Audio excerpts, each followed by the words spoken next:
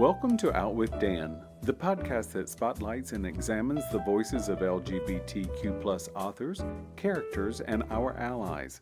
Together, we lift our voices and we tell our stories. I'm Dan White. Join me as I chat with this week's author.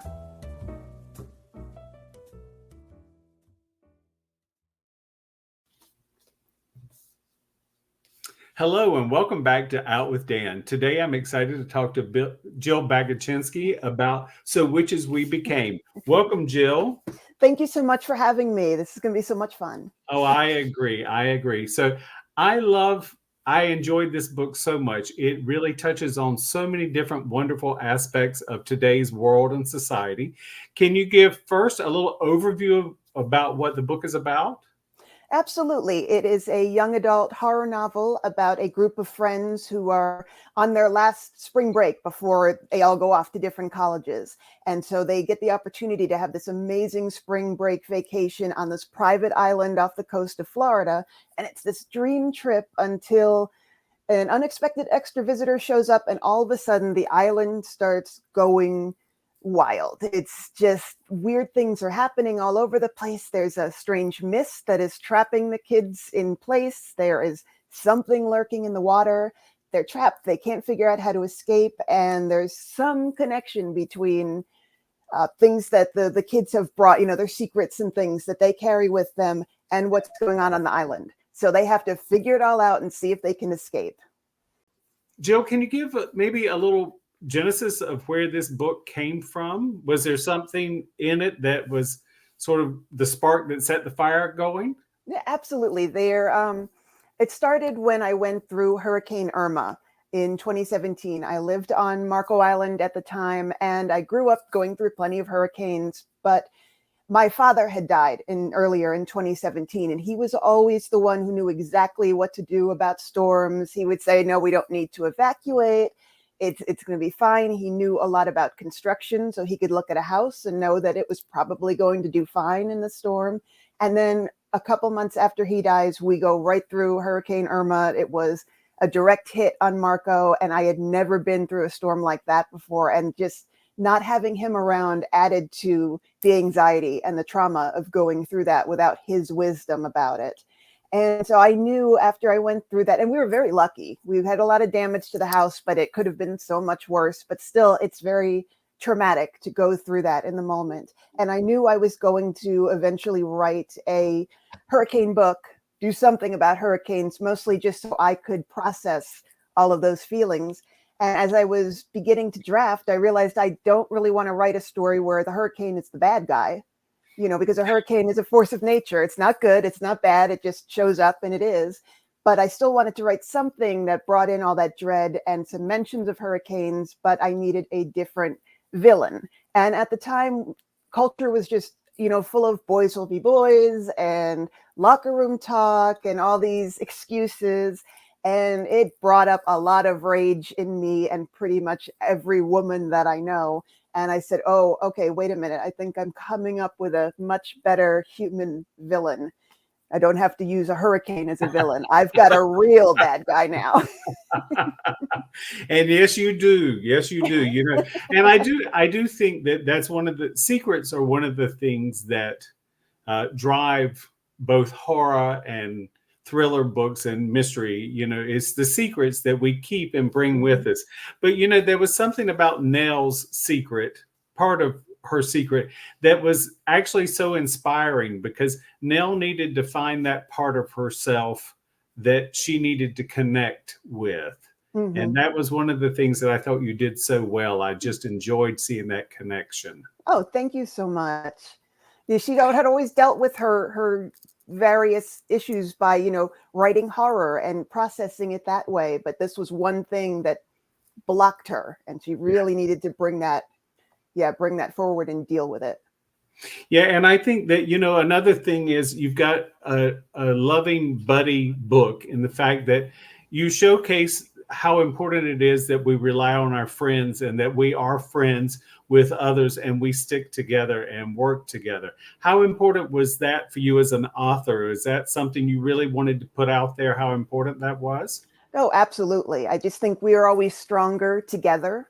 And I'm someone who's a very solitary person. I'm an introvert. I would be a hermit in a cabin in the woods if I could. But, but still, sometimes you just need other people. You need those connections. And sometimes it makes you so much stronger, makes them stronger. And you can do things that maybe you can't do on your own.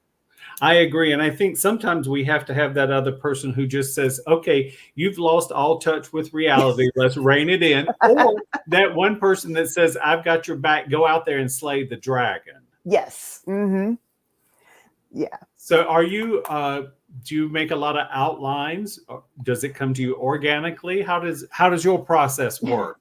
I'm usually pretty much a pantser, or right by the seat of my pants, and I have done a lot of years with NaNoWriMo, with writing the whole rough draft of a book in a month, and that has always worked really well for me. The first draft is, I call it a dumpster fire, because it's basically just throwing everything onto the page and seeing what sticks and what doesn't.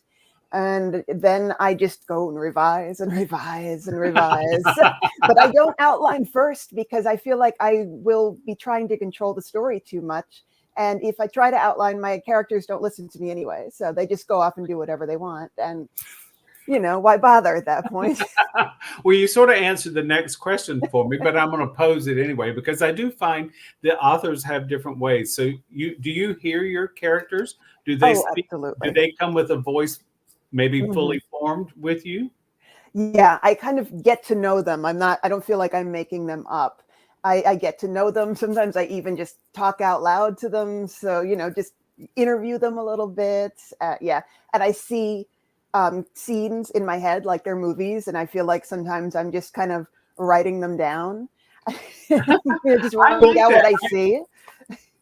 I've had a lot of authors say the same thing, that they see it in their head, and then it's their job to be the scribe for what's going on in their head. I love that. I love that. So is romance important to you as well? In some stories, it depends absolutely on the story. I think the sapphic romance that goes on in So Witches We Became is such a central part of the overall story. It's this nice little reassuring, hopeful, element in a story that's otherwise pretty dark and can get scary. But I liked having that little bit of balance. And in other stories, if it doesn't need romance, then I don't automatically add one. So. Got you. And I think also that it's, you set up your characters sort of as they're all friends or they know each other. And then there's some romance buds here and there. And it feels so organic and so simple. And when I say simple, I mean, it doesn't feel contrived or forced. Thank you. So I really try. Yeah. I hate it when something is just kind of shoehorned in for the sake of, okay, I need a romance here, so let's just make one happen. It's like, no, if the characters are feeling a romance, then absolutely, I will include that romance. Yes, or else you have, you really needed an extra 5,000 words. Is that it? This is my favorite analogy of all, because I say this often on Out with Dan. If the sky is blue, I just need one shade of blue. You don't have to give me 18 shades. One is sufficient. I have seen the color blue, so I don't need it described. So there's something that there's a little phrase that it says barrier islands sacrifice themselves for the mainland. And if you grew up on a barrier island, as you did, or you've been anywhere near one, you are correct. They do sort of sacrifice themselves for the mainland. I also sort of felt like that was a bit of poetic justice with your book as a whole. I felt like that, there had to be some sacrifices to get to our resolution. There are definitely sacrifices, yes. And yeah, that was definitely something that I meant to include in there. Good. I just find, the whole idea of barrier islands and living on a barrier island and everything, as you said, I did that. I grew up on Marco, a barrier island, and it's just wild to do that and then see these giant storms coming at you and knowing that's called a barrier island for a reason. It's That's right. literally a barrier. Maybe I shouldn't be sitting here on this island as the storm is coming in. Well, they operate as a breakwater, just as you have Yes. at every port, you have a breakwater so the ship doesn't bang into the dock. That's exactly Exactly. what a barrier island does. Yes. It's a breakwater so somebody else's house might be saved. Mhm. The first time, one of the only times I've been to Charleston, I was amazed by the fact that they had out on Charleston Island at that time, they had removed all of the sand dunes. Oh, wow. Yes. That's And not a then, good idea. no, and then Hurricane Hugo came through the next summer, and two of the big mansions were upside down in the ocean because there was no sand dune, and it's these things. And I think also, sort of maybe with a barrier island also, we put up barriers around ourselves to protect ourselves. But Absolutely. then, as I mentioned earlier, your friends stick together and they find out they're much, much stronger together than separate. And they let their barriers down through the course of the story, especially Yeah, Nell. And once they do that, that's where they start finding that they have more power than they realized. absolutely. Absolutely. And when we stop hiding from ourselves as well. So. Mhm. Well, this is now out, or it's out on the 23rd, I believe. Mhm. And are you going to be doing any touring with it? I don't have any definite plans right at the moment, but I'm looking into some things. I'm setting some stuff up, putting out some feelers, and I have a ton of virtual things coming up too. So, guest posts and Q&As and interviews and things. So Wonderful. yeah. Wonderful. Jill, do you have a website or social media you'd like to share with the audience? Sure. You can find me at jillbaguchinsky.com. It's, extremely easy to spell.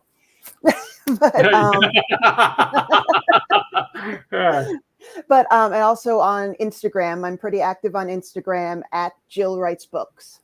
So those Perfect. are my main ones. Thank you so much. Again, the book is So Witches We Became. I enjoyed the book and I enjoyed our chat, Jill. Thank you very much. Thank you so much. It's been wonderful. Thank you for joining me for this week's episode of Out with Dan. You can find more information about this podcast and its host at outwithdan.com, on Twitter at OutWithDan, and on Instagram and Facebook at GoOutWithDan. This podcast is hosted by Authors on the Air Global Radio Network, and the theme music is provided by bensound.com.